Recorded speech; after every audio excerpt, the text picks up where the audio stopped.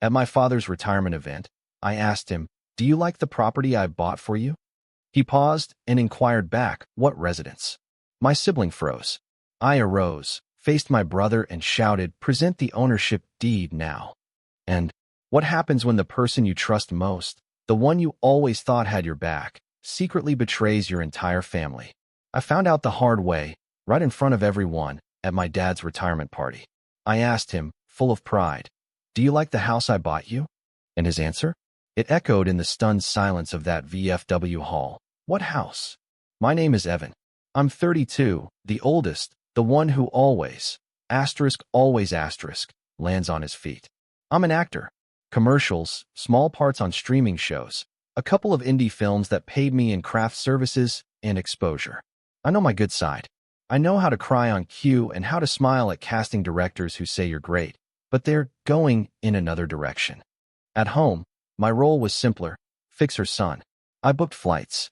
I translated medical bills. I showed up with takeout when the month ran long. Dad still called me kiddo, even though I was well over 30. Mom would joke, "Evan acts like a saint," and then laugh at her own punchline. My younger brother, Liam, was the details guy, the spreadsheet savant, the one who loved a binder and a lanyard. He called himself a real estate person, which felt generous for someone who had never closed a deal without my money on the table. The night it all blew up was Dad's retirement party.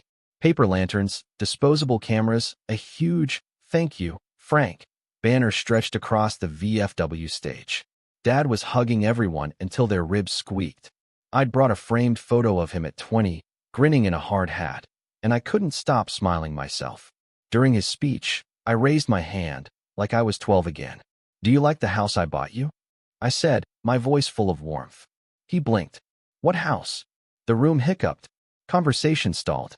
The DJ, bless his heart, pretended to fix something on his board. My gaze snapped to Liam. He froze. His jaw clenched, just a fraction.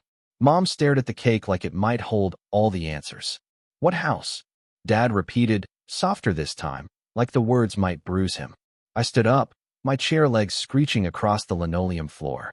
"Show me the deed," I said to Liam, my voice tight. "Now." He tried to joke, a nervous laugh. "Evan, not here." "Here," I shot back. "Because this is where Dad is. Because this is where the truth is supposed to live." Aunt Norrin sucked in a breath. Uncle Joe muttered, "Jesus." The DJ cut the music entirely. Even the ice in the punch bowl sounded loud. Liam's face did that thing I'd seen in auditions, a flicker, a switch, a choice. He smiled. "Sit down, man. You're making a scene." I looked at Dad. His hands were shaking, but his eyes were clear, steady. "Son." And that was the trigger. A single word that felt like a key turning in a lock I'd been ignoring for too long. The party didn't matter. The banner didn't matter. The disposable cameras didn't matter. I wanted the deed. I wanted the truth that should have come with it. It didn't start at the VFW hall, of course. It started with smaller things. It always does. When Mom's gallbladder went rogue, I booked the surgeon consult and paid the deposit. When their car died, I sent money, just to bridge you to payday. When Dad slipped on ice, I took time off a shoot and slept in a plastic chair at the hospital for 2 nights while Liam texted, "Keep me posted," from 2 towns over. "Evan's good at this stuff," Mom would say. "He reads the fine print." Over time, reads the fine print started to mean pays for whatever is written there. When my acting finally started paying more than rent and ramen. 2 network commercials back to back, plus a recurring paramedic role on a procedural, I called Dad. "I want to do something big for you," I said. He laughed. "You already did, kiddo. You grew up." "No," I insisted. "A house." Silence. Then a wet exhale. "Evan, I had the money for a down payment. I had credit. I had the kind of optimism that makes people do reckless, kind things." That's when Liam stepped in. "Let me handle the paperwork," he offered. "I know the county clerk. Less hassle." He sent me a checklist with 30 items. He was calm. He was efficient. He was my brother. We looked at small places near their neighborhood. A 1-story with a ramp. 2 bedrooms, so my sister's kids wouldn't have to sleep on the floor when they visited. Dad walked through each one like a pilgrim. "No stairs," he'd say, like a prayer. Mom ran her palm across countertops and whispered, "Imagine Thanksgiving." We chose a tan ranch with a pear tree in the yard. The seller was moving to Florida, and wanted a quick close. I wired the down payment. I paid the inspection. I ordered a couch that didn't sag in the middle like a tired saint. Liam met me at a coffee shop with manila folders and a pen he loved too much. "We're moving fast," he said. "Seller wants to close by Friday." He slid papers across the table. "Sign here, and initial there." I signed. He took a photo of me holding the key for our family group chat. Mom texted heart emojis. Dad wrote, "Can't believe it." Then, "You sure we can afford this?" I said, "Yes, I've got it." Moving day felt like a movie montage. Friends, pizza, a neighbor who insisted we take a box of mismatched mugs. I set Dad's recliner by the window where the light fell soft. I hung a framed photo of my parents on their wedding day in the hallway and made a stupid joke about the 70s. Mom waved me off, crying into a dish towel. It felt perfect. 2 weeks later, the water company sent a bill addressed to tenant. Mom laughed and said, "Weird." It kept happening. Tenant, occupant, current resident. I asked Liam about it. He said, "It's normal until the deed records. Bureaucracy is slow." He said it like he was patting my head. The mortgage autopay came out of an account I'd set up with him. He was co-manager because that seemed easier than answering emails between auditions. He sent me monthly summaries with cheerful subject lines. All good. I skimmed. I trusted. I went back to set and practiced saying, "We've got a 10 to 54 over on 3rd, without sounding like a robot. Then, little weirdnesses piled up. A letter from a bank I didn't recognize with Dad's name and a 7-figure pre-approval number. Mom mentioned a man had knocked, asking if the owner was available. And when she said it was her house, he laughed politely and said, "I mean the owner." I asked Liam again. "Deed should have posted by now." "Clerk's behind," he said. "Flip of the switch soon." I looked online. I found nothing under Dad's name. I found a parcel number attached to an LLC I didn't know, Merrill Lane Holdings. I asked Liam. He said, "That's just a holding entity. Standard stuff. Liability protection. You want Dad sued if the mailman trips." Julia, my girlfriend then, my wife now, stared at the screen. "Why does the mailing address for that LLC go to a UPS store with mailbox number 214? "Ask Liam," I said. She did. He replied, "It's fine." I wanted it to be fine. I wanted my brother to be the man I handed papers to in coffee shops. He'd always been the kid who lined up his crayons. He was the one who knew how to open a 529 plan and why we needed a living will. I played dying soldiers. He handled living forms. We fit. 3 months in, Dad's old truck needed repairs. "Use the emergency fund on the house account," I said. Liam said, "We can't cash flow." I blinked. "I've been funding it." "Just timing," he said. "A wire is delayed."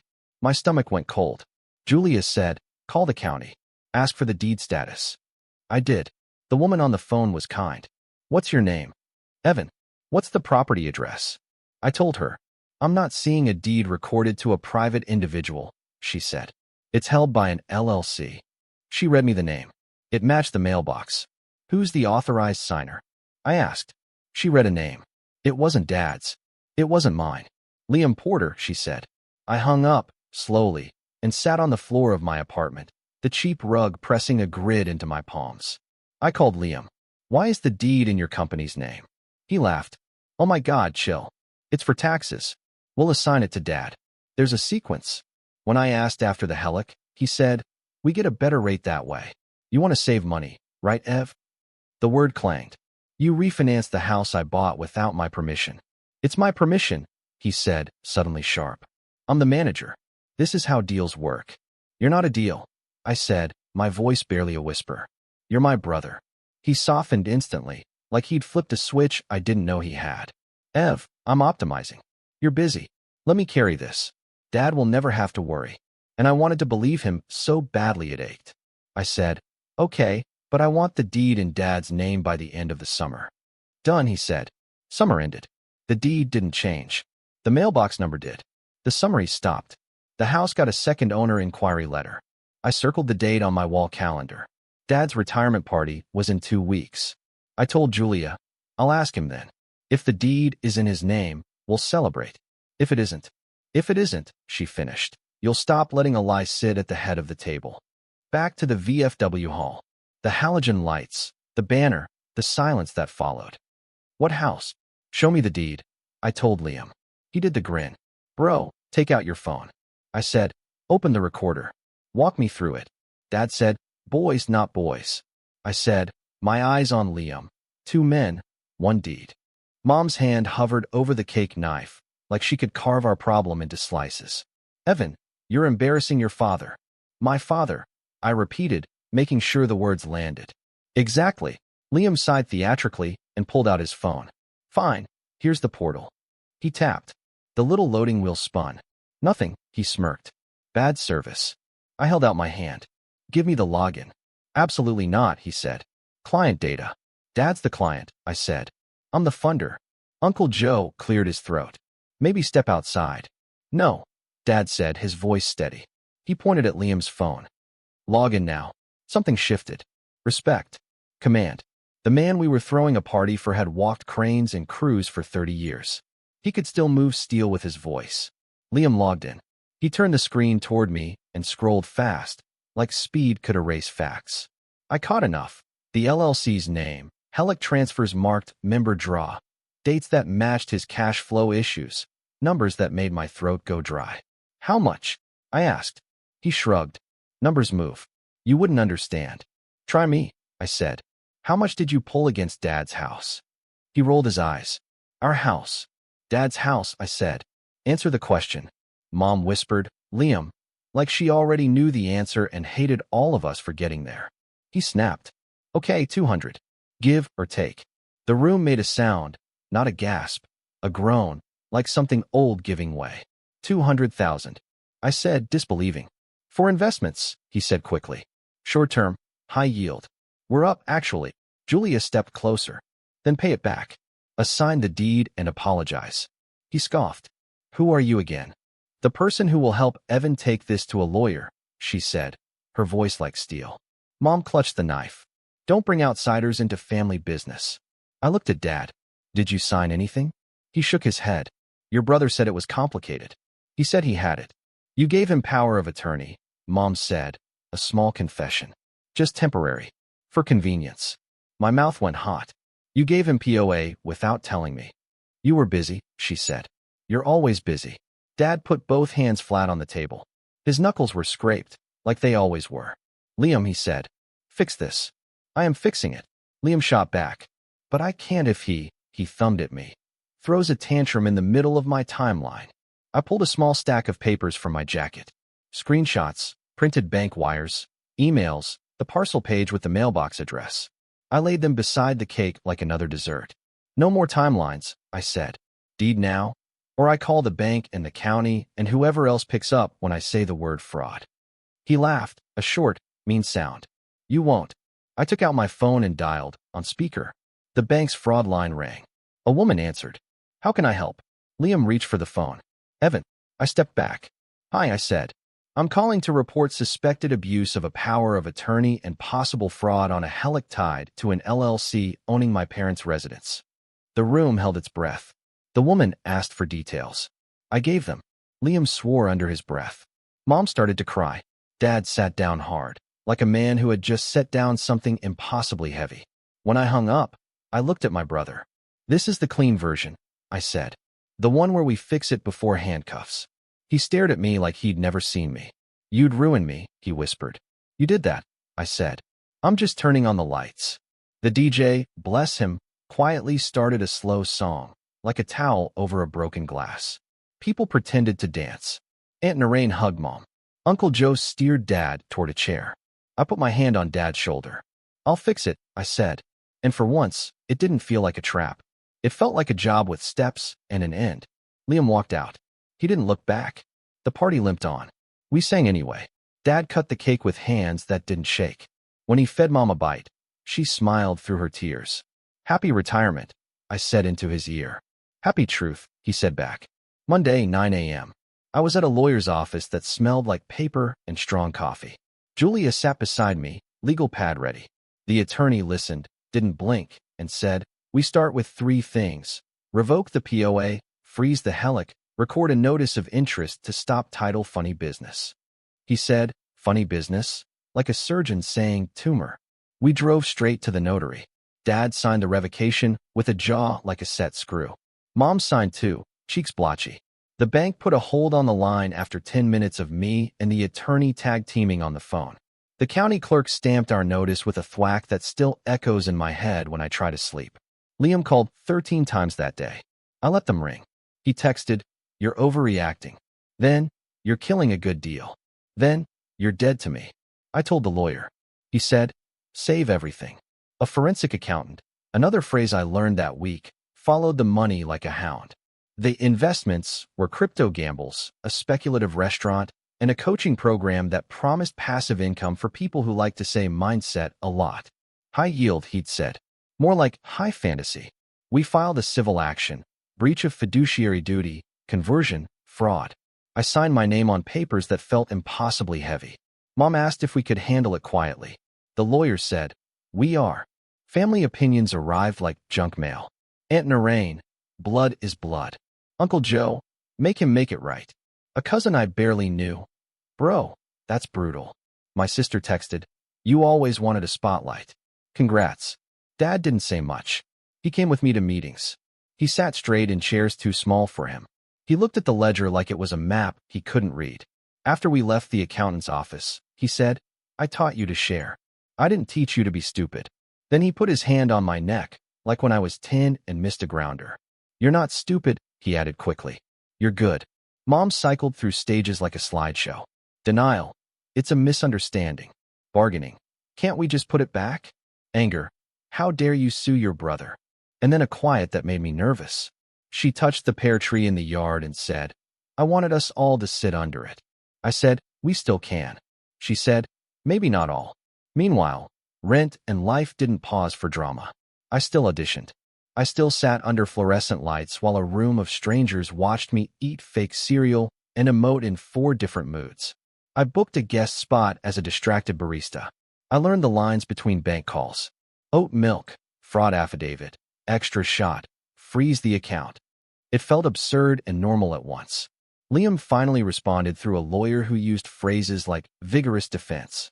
We offered a path, return the funds, assign the deed, sign a consent judgment, join a payment plan, avoid criminal referrals. He countered with a letter that accused me of financial elder abuse because I controlled Dad. I wanted to throw the letter through a window. The attorney said, "It's noise." We pushed discovery. Subpoenas went out. The mailbox rental company sent copies of forms with Liam's signature. The bank coughed up transfers labeled LLC to LP Personal. His real estate company had one asset, our house. His portfolio was a spreadsheet with colors and no cash. At home, pragmatic things kept me upright. We installed a deadbolt. Dad could work it with a big, friendly key. I labeled the breaker box. I taught Mom how to spot phishing emails, and she printed the list like a new recipe. Julia made soup and told me to nap. I didn't, but I liked that someone said it. 6 weeks in, the judge granted our injunction. The deed couldn't move. The line couldn't grow. Liam texted traitor. I didn't answer. When he showed up at the house one afternoon, Dad met him on the porch. I watched from the window like a kid again. "I'm your son," Liam said. "I have too," Dad said. Then, after a beat, "Don't come here without your lawyer." Liam laughed, a sound with no humor in it. He looked at the pear tree, at the couch through the window, at the house that should have been so simple. "You'll regret this," he said. Dad's voice was gentle and terrible. "I already do." That night, I sat on the floor beside the couch I'd picked, and Julia sat with me. "I feel like the bad guy," I said. "You feel like the adult," she said. "It's new." The civil case crawled, as cases do. We got a mediator. We spent for hours in separate rooms, sending offers across a hallway like messages in bottles. Liam wanted me to drop the narrative on social media, even though I hadn't posted a word. I wanted a clean deed and a payment plan with teeth. We left with a tentative agreement. He'd sign the deed, sign a confession of judgment for the Hellick balance, and pay over 5 years. If he defaulted, we could enforce without another fight. He signed. We recorded the new deed with Dad's name on it. The clerk stamped it and smiled at me like a person who's seen both kinds of stories. I took Dad to the counter. "Read it," I said. He traced his name with his finger, softly. Mom cried into the sleeve of my jacket. We went home and sat under the pear tree and did nothing for a long time. Family didn't snap back like a rubber band. Some relatives took Liam's side because it was easier than facing their own debts. Others called me and whispered, "Proud of you," like it was contraband. Holidays rearranged themselves. We had Thanksgiving in the backyard with 3 folding tables and a borrowed heater. It was small. It was enough. The best part was the quiet. The mail came with Dad's name on it. The water bill said owner. The bank app didn't surprise me. Mom texted pictures of the pear blossoms and nothing about money. When the truck made a funny noise, Dad said, "I'll take the bus till payday," and then grinned like a teenager because the bus driver recognized him from the party and waved him on, free. I put the framed photo of Dad in the hard hat on the mantel. He picked it up and said, "I had hair." I said, "You still do." He said, "Not like that." We laughed. Laughter felt like furniture we could sit on again. I didn't become a different person. I became the same person, with boundaries. The headline is simple. I bought my father a house. My brother put it in his company and borrowed against it. And I ripped the curtain down in front of a banner that said, "Thank you, Frank." The details are messy, eh? They always are. There were signatures I didn't read closely enough. There was trust, placed where paper should have gone. There were 100 tiny, sure, okay moments that built a trap I lived inside. Here's what I know now, in plain words. If someone wants your money but hides the paperwork, that's not family, it's a pitch. Convenience is the word people use right before they take your keys. Love is not a POA. And protecting your parents from your brother is still love. I keep the stamped deed in a cheap black frame on Dad's bookshelf. He dusts it like a trophy. Mom taped the county clerk's business card inside a kitchen cabinet like a talisman. When the mail comes, Dad says, "Owner," and it lands on the table like something we earned. Liam and I don't talk. Maybe we will someday, after the last payment clears, after he learns how to apologize without an invoice attached. Maybe not. People like tidy arcs. Life keeps handing me ellipses. On set, I still play men who can't say what they mean until the last scene. In life, I said it at the party. "Show me the deed." I hear that line in my own voice now. It's become a script I can use for other things. Show me the contract. Show me the terms. Show me the respect. Dad asks sometimes, "You okay, kiddo?" I say yes, and mostly mean it. On good days, I make eggs in their new kitchen and fix the wobbly chair and leave before anyone can hand me a bill. On great days, we sit under the pear tree and say nothing, which is a language we started learning late and speak better every week. If you're ever standing in a room where the music stops the second you ask for proof, listen to that silence. It's telling you everything. Ask anyway. Ask louder if they tell you to lower your voice. You're not ruining the party. You're turning on the lights. At my dad's retirement party, I asked, "Do you like the house I bought you?" He blinked and said, "What house?" I stood up. I asked for the deed. I got it eventually, with stamps and signatures and consequences. I didn't want a victory. I wanted a house with a pear tree and a man who can sit under it without wondering who he owes. We have that now. This isn't revenge. It's repair. And if you need a line for your own scene, take mine. Show me the deed. Then keep asking until the paper in your hand matches the promise in their mouths. Have you ever faced a situation where family trust was broken over money, or where you had to make a tough stand for what was right? I'd really love to hear your experiences and how you navigated them in the comments below.